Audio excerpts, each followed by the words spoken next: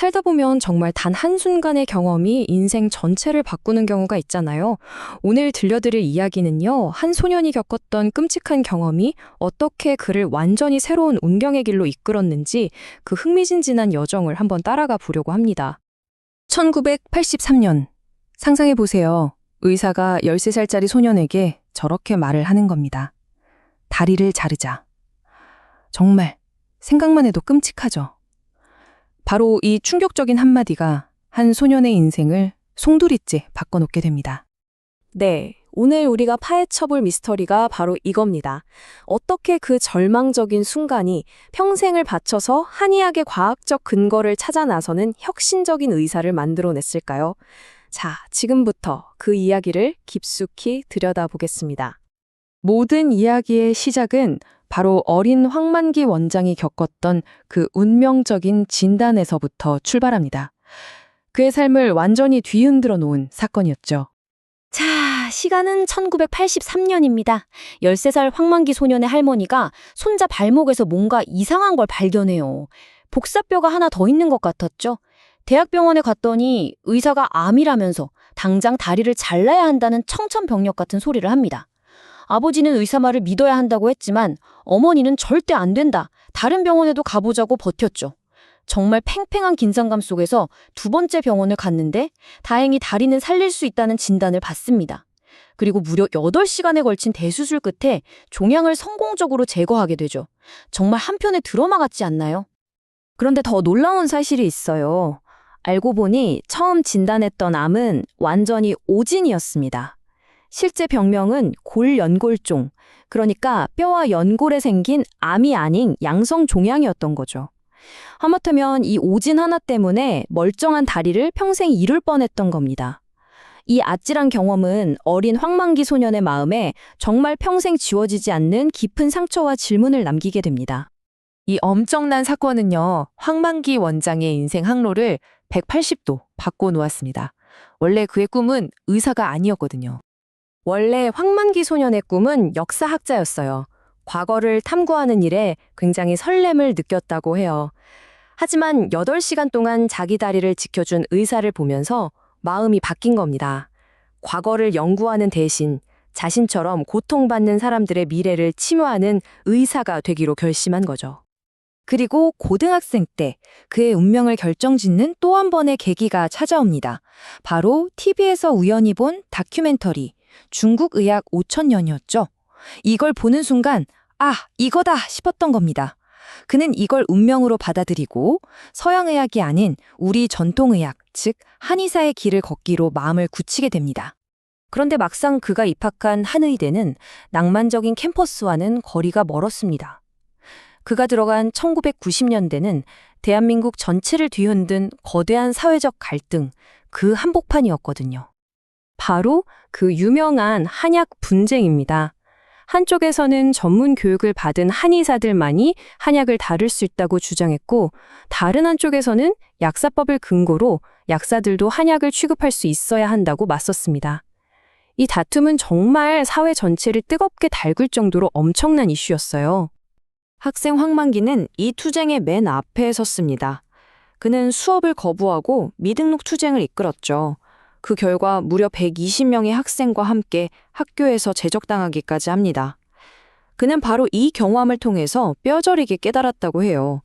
한의학이 그저 비과학적인 민간요법이라는 편견에 맞서려면 우리 스스로 과학적인 근거를 증명해내야만 한다는 것을요.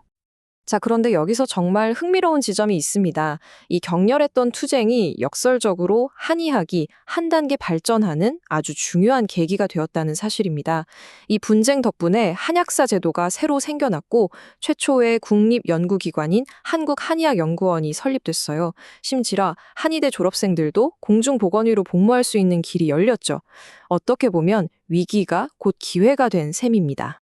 이 치열했던 투쟁의 경험은 황만기 원장에게 평생의 사명을 심어주었습니다.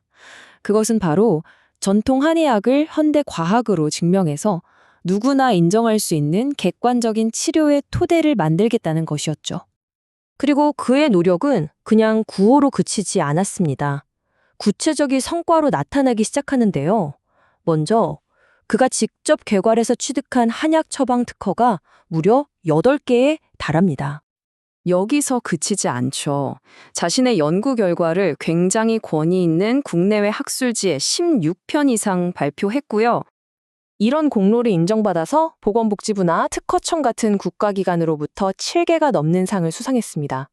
핵심은 이거예요. 그는 단순히 진료만 한 게 아니라 과학을 통해서 한의학의 효과를 끊임없이 증명해 왔다는 겁니다. 자, 그럼 다음으로 넘어가서 이게 어떻게 연결되는지 한번 보시죠.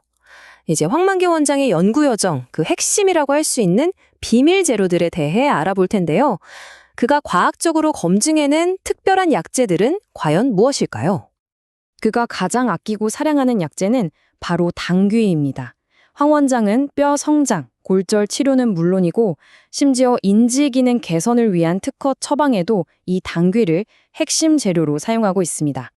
그런데 놀랍게도 현대 과학으로 이 당귀를 분석해 보니까요. 실제로 뼈 세포 성장을 촉진하고 뼈 속의 미세 혈액 순환을 개선하는 효과가 밝혀졌습니다. 그뿐만이 아니에요. 강력한 항산화, 항염증 효과에 뇌신경 세포를 보호하는 기능까지 있었죠. 바로 이 지점이 그의 사명 전체를 정말 멋지게 보여주는 대목입니다. 수천 년 전부터 내려온 전통적 지혜가 현대 과학을 통해 그 효능을 입증받는 바로 그 순간이니까요. 그의 어린이 성장 처방에는 당귀만 들어가는 게 아닙니다. 다른 핵심 약재들도 있는데요. 예를 들어 황기는 전통적으로 기운을 북돋우는 데 쓰였잖아요. 과학적으로 보니까 피로를 풀어주고 면역력을 높이는 효과가 입증됐습니다. 또 귤껍질을 말린 진피는 식욕을 돋우는 호르몬 분비를 자극하는 동시에 뼈 세포 성장을 촉진하는 성분까지 함유하고 있었죠. 그럼 뼈가 부러졌을 땐 어떨까요? 그의 골절 치료 특허 처방은 아주 스마트한 2단계 논리를 따릅니다. 1단계에서는 유향과 몰약을 사용해서 극심한 통증을 잡고 혈액순환을 원활하게 만들어줍니다. 그리고 2단계에서는 이름부터가 아주 직관적인 약재들이 등장해요. 끊어진 것을 잇는다는 뜻의 속단, 그리고 부서진 뼈를 보충한다는 골쇠보로 뼈 조직이 다시 만들어지도록 돕는 거죠. 황만기 원장의 치료 철학은 바로 이 한마디로 요약됩니다. 그의 목표는 단순히 아이의 키를 몇 센티미터 더 키우는 게 아니에요. 아이의 몸 자체를 근본적으로 튼튼하게 만들어서 성장이 자연스럽게 따라오도록 돕는 겁니다. 건강이라는 튼튼한 토대가 있어야 그 위로 성장이라는 멋진 집을 지을 수 있다는 뜻이죠. 황만기 원장의 이야기는 단지 한 개인의 성공 스토리를 넘어서 전통과 과학이 만났을 때 어떤 엄청난 가능성이 열리는지를 우리에게 보여줍니다.